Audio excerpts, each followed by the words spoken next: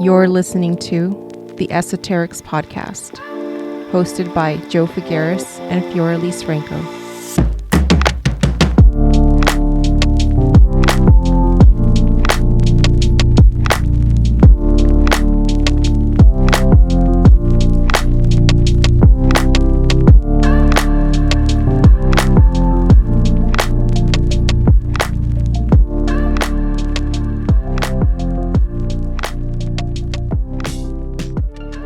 Welcome back to the podcast, everyone. Today is the full moon. We're taping on the full moon. Yeah. Recording. Yes. How are you doing? I'm doing good. I'm doing pretty good. I guess I should probably check my chart to see where Gemini is sitting, but wherever it is, it's not. Actually, I'll say I was more in my head like the last week and 2 weeks prior to the full moon. So in between the last, between the new moon and the full moon and all that, like it's that was harder. Right now, not so bad. When we talked earlier, I told you that it was in my first and second house. That's not actually where it is. Oh, no, right? So it's Gemini is in my 8th and 9th house, and then Sagittarius is in my 2nd and 3rd house. Okay. Yeah. So you're in your eighth house of transformation. Yep, and 9th house of wisdom. And then my 2nd house of self-worth, right? Money. And then my 3rd house of communication. Okay. So I was reading this article from yogajournal.com. So do you want to hear about it? Yes, absolutely. Okay. So these are just a shortened version, but if you can find it on, it's up online right now. But essentially it's saying that with this full moon, we're working with the energies of both Gemini and Sagittarius. So as the moon and Sagittarius sit across one another, they're opposing signs. So we're seeing an illumination happening with both signs with ourselves, right? Because, and here's the thing that I think that more astrologers maybe should clarify is that when we talk about like these planetary movements and lunations and all these things that are happening, we're not saying that they're happening because Gemini is in a certain place. It's because it's the rule of as above so below. It's a reflection. It's just a reflection. So that's why sometimes there are lunations and planetary changes that don't affect us. We just don't feel them. Nope. And that's just how it goes, because it's not a rule. It's a reflection. So if it's there for you, you can kind of find the explanation. But also if it's not, that's okay too. Then it's okay. There are plenty of phases where I don't feel them. Also, it's my understanding, or this is my belief, since I've been studying astrology. I've been studying it for about a year now. Mm-hmm. Astrology is a big old fucking algorithm in the sky that keeps us on track with our soul blueprint, the soul's intended growth and lessons. And if you look at it from that point of view, astrology always is there with the thing that's going to help you grow and learn your lessons. Always. Yeah. So with this particular full moon, we're going to feel into where we align with the lower energies of Gemini and where we embody the lower vibrations of Sagittarius, which I'll explain what those are. But we can then release or shift those vibrations and then align with the higher vibrations of both signs, merging them into our fields, and then we can take on the higher qualities of both signs. And that's good. And that's not to say like the lower vibration, higher vibration isn't like a good and bad thing. It's the shadow aspect, right? Everything that reflects light also has a shadow. So with both Gemini and Sagittarius, they're concerned with the mysteries of life and how we understand them. Gemini sees the details, while Sagittarius considers the bigger picture. And then together, they're creating an expansive view with the knowledge of the intricacies that make the whole. Aligning with higher vibrations requires an open mind and a willingness to connect past our current perceptions. Yes. And gratitude for all the dots that connects to form in our lives. Yep.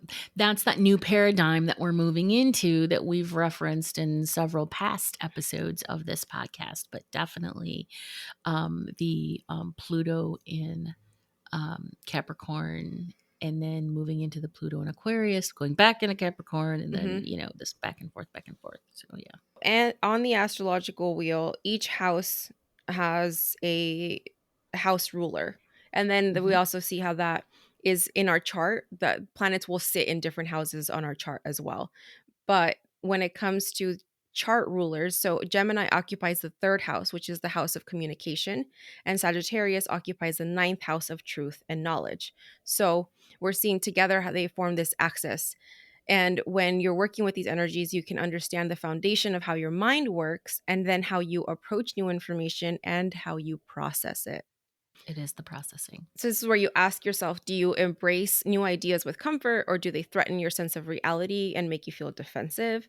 And that's because like you're very strongly holding to where you're at. Like you don't want to. That's the old paradigm. Yeah, you don't want to move.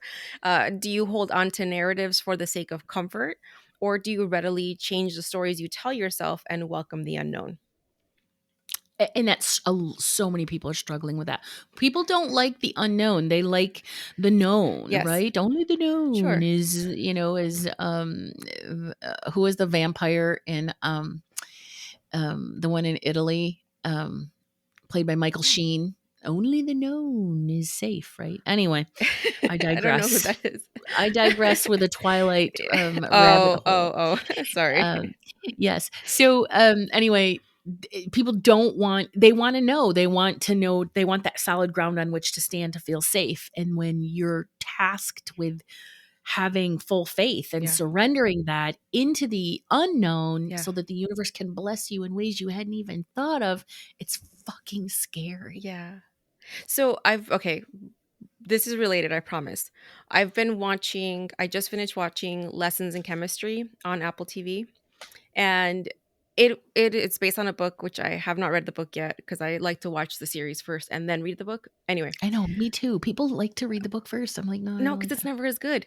But the other way, it's like you get like a sneak peek into things that weren't included, and it's like, oh, I got like the backstory. Anyway, so she's a scientist. It's the main character, played by Brie Larson. She's a scientist. The one thing, it was a really beautiful message in the show, is that the only constant in life is change. And it's the same with science. Like that's what she's a scientist, and that's the core of what she does, and that's what lights her up. That's her purpose. But yeah, that idea, that understanding that the only constant in life is change. So with this lunation, you ask yourself, do you think in linear terms, or do you understand the interconnectedness of everything? That's really beautiful, and it's a wonderful way to sum up, like human incarnation. Like, why are we here? We're not here to know and to base things on what we know to be true. We're not here for safety. We're not here for all of that, right? We're here to experience situations that we can't in spirit, through our human embodiment, and then take all of that knowledge and wisdom back to spirit, back to the collective. So the unknown is, again, it's the only thing that's guaranteed is change, right? Yes. Death, taxes, and change. Yeah. Okay, so then how do we deal with this full moon energy? Okay. Both of these signs need each other. The full moon in Gemini is a time to appreciate the details of life while working on the bigger picture. It's a time to understand how both the micro and the macro manage life. And our desires and dreams require intuitive guidance as well as logic. They need to-do lists and steps along with visions, daydreams, and serendipity. It's both, right? It's the both, yes. Yeah, it's the practical and the spiritual. This full moon gives us the opportunity to find both the little things and the higher meaning of it all. Part of merging and working with the energies of Sagittarius and Gemini is releasing their low sides. So for Gemini, the low side it looks like division. And this occurs when we close ourselves off to other people's perspectives or ask questions for the sake of proving someone wrong. Gemini's low side appears when we overshadow another person's truth and talk over them or show our own knowledge, and we forget to listen and we forget to learn. This shadow side can show up when we feel uncomfortable, threatened, or afraid of losing the stories we tell ourselves. Dude. Sagittarius has a similar low side. And that shows up as righteousness and arrogance. Instead of remembering that everyone has something to teach, we assume that we have all the answers. We close ourselves off to people and act as if we know better because of our experiences. With this full moon in Gemini, we need to let go of any need to be correct. Just accept that your energy is constantly evolving and growing. No one has all the answers, and that is part of the beauty of being human. Align with the sides of Gemini and Sagittarius to weave a new story, a story that allows for changes in perception and embraces new information, seeing us all as interconnected energies. That's fantastic. What's the name of that article? It is just the Gemini Full Moon 2023 on yogajournal.com. yogajournal.com. Okay. I have to tell you too that Gemini / Sad, the quote unquote low sides of those signs, I experienced both of those yesterday in readings. And I found myself constantly saying to the person, there were two people that were particularly challenging, and I found myself constantly saying to them, I just need you to open to this perspective. Mhm. But there was so much ego. No, I already know that. I already do that. I'm too old for that. That's not what I believe. Just constantly pushing back on what I was telling them and trying to get them to open up. Yeah. And that's one of the challenges of readers that readers have. And so just FYI, that was that came through in my readings yesterday. So, this is a particularly tough one for me. I don't know about other people, but this one is a good one to cerebral. Yeah, yes, thank you, because it was helpful to help those of us that are really in our head right now. Yeah. Excellent. Thanks, girl. You're welcome.